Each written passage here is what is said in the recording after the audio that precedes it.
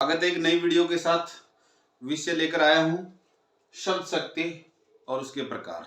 शब्द शक्ति शब्द और अर्थ का संबंध होता है। इन शब्दों में भी शक्ति है। जो शक्तियां शब्द के अर्थ बताए उस शक्ति को ही शब्द शक्ति कहते हैं। भाषा वैज्ञानिकों ने जो है शब्द के 3 प्रकार बताए हैं: वाचक शब्द, लक्षक शब्द और व्यंजक शब्द। इसी प्रकार उन 3 प्रकार के शब्दों के अर्थ भी 3 ही प्रकार के हैं: वाच्यार्थ, लक्ष्यार्थ और व्यंग्यार्थ। और इसी आधार पर, शब्दों के अर्थ के आधार पर ही शब्द शक्ति के प्रकार हैं: अभिधा शब्द शक्ति, लक्षणा शब्द शक्ति और व्यंजना शब्द शक्ति।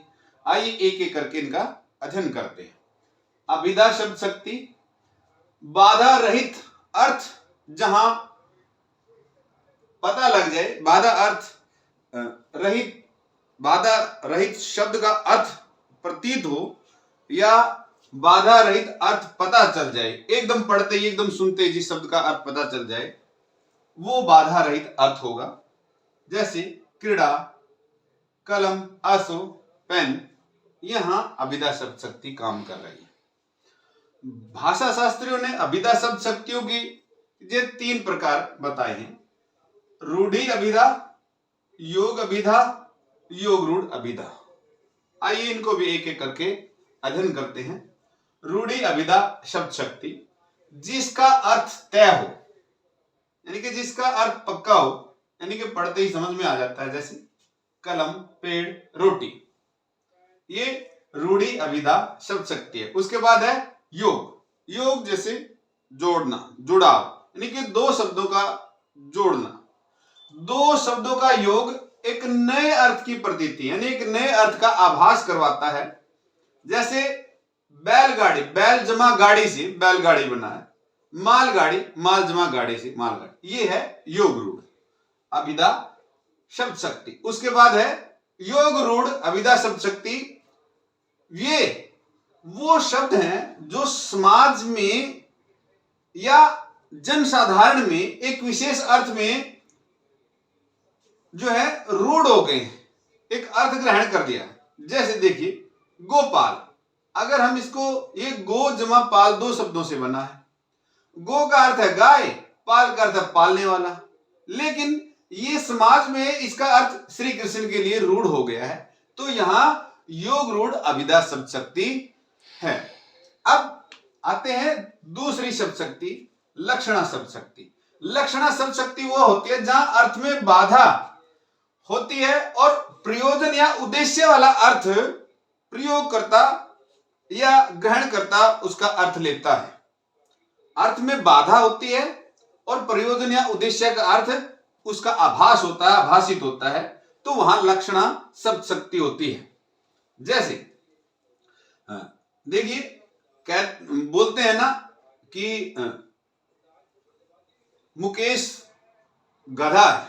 गधा एक जानवर, मुकेश एक लड़का है। यहां लक्ष्य किया गया है, प्रयोजन लिया गया है, इसलिए यहां मुकेश को गधा कहा गया। ये जो है लक्षणा शब्द शक्ति है। लक्षणा शब्द शक्ति के विद्वानों ने 2 भाग या 2 प्रकार की बताई है: रूढ़ा लक्षणा, प्रयोजन लक्षणा। पहले बात करते हैं रूढ़ा लक्षणा की। मुख्यार्थ में बाधा या रूढ़ि। मुख्यार्थ में बाधा या रूढ़ि। रूढ़ि होती है प्रचलित, प्रचलन। कोई बात समाज में प्रचलित हो जाती है और लोग उसे जो है आंख बंद करके उसका अनुसरण करते हैं। तो ऐसा अर्थ जो प्रचलित अर्थ, प्रचलन अर्थ है, रूढ़िगत अर्थ है, उस अर्थ को ग्रहण करते हैं, वो रूढ़ा लक्षणा होती है। जितने भी मुहावरे हैं, सभी मुहावरे इस रूढ़ा लक्षणा में आते हैं। कोई भी मुहावरा हो, जैसे 9 2 11 हो जाना या कोल्लू का बैल, ये सारे मुहावरे रूढ़ा लक्षणा में आते हैं। उसके बाद है प्रयोजन लक्षणा। प्रयोजन लक्षणा की विशेष प्रयोजन के लिए शब्द का प्रयोग लक्ष्यार्थ किया जाता है। विशेष उद्देश्य के लिए शब्द का अर्थ लक्ष्य किया जाता है। कैसे लक्ष्य किया जा रहा है? देखिए, लाल पगड़ी आ रही है। लाल पगड़ी तो कोई भी हो सकती है, लेकिन लाल पगड़ी आ रही है तो यहां लाल जो है लक्ष्यार्थ किया गया है। लाल का अर्थ है यहां पुलिस आ रही है, पुलिस आ रही है, पुलिस लाल पगड़ी पहनती। अब बात करते हैं व्यंजना शब्द शक्ति की। तो व्यंजना शब्द शक्ति होती है जहां अभिधा और लक्षणा की सीमा से बाहर अर्थ चला जाता है और कोई और ही अर्थ का आभास होता है। ना तो अभिधा की सीमा में है और ना लक्षणा की सीमा में है, वो किसी और अन्य अर्थ है, किसी और ही अर्थ की का जो है आभास हो रहा है वहां, और उस अर्थ का आभास जो हो रहा है वो अर्थ बताने वाली शब्द शक्ति व्यंजना शब्द शक्ति होती है। व्यंजना शब्द शक्ति को भी भाषा शास्त्रियों ने दो भागों में विभाजित किया है, शाब्दी व्यंजना और आर्थी व्यंजना। शाब्दी व्यंजना क्या होती है? जहां शब्द से व्यंग्य पर निर्भर हो, जहां शब्द से अर्थ व्यंग्य पर निर्भर हो, जैसे विरस भानुजा, विरस भानुजा, विरस भानु, विरस भानु जमा जा से जा, विरस भानु की बेटी या पुत्री राधा। अब यहां हलदर वीर, हलदर किसके लिए है ये अर्थ? ये है बलराम के लिए, और हलदर वीर श्री कृष्ण का भाई। यहां शाब्दी व्यंजना है। उसके बाद है आर्थी व्यंजना, जहां व्यंजना का आधार अर्थ विशेष हो, जहां व्यंजना का आधार अर्थ विशेष हो तो वहां आर्थी व्यंजना होती है।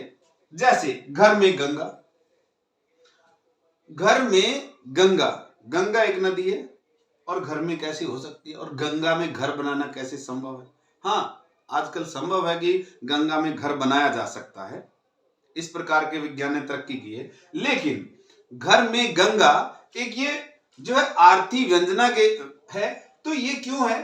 क्योंकि गंगा एक पवित्र नदी है और घर के जो लोग हैं या परिवार के जो सदस्य हैं उन सभी का एक दूसरे के प्रति जो व्यवहार है वो गंगा के जैसा ही पवित्र है, इसलिए यहां आर्थी व्यंजना है। इस प्रकार जो है इस छोटे से व्याख्यान के माध्यम से हम शब्द शक्ति का अर्थ क्या होता है, शब्द शक्ति के प्रकार क्या है, उनके बारे में जान पाएंगे। एक बार फिर जो है तीनों शब्द शक्तियों के बारे में जो है मैं बता रहा हूं, अभिधा शब्द शक्ति, लक्षणा शब्द शक्ति और व्यंजना शब्द शक्ति।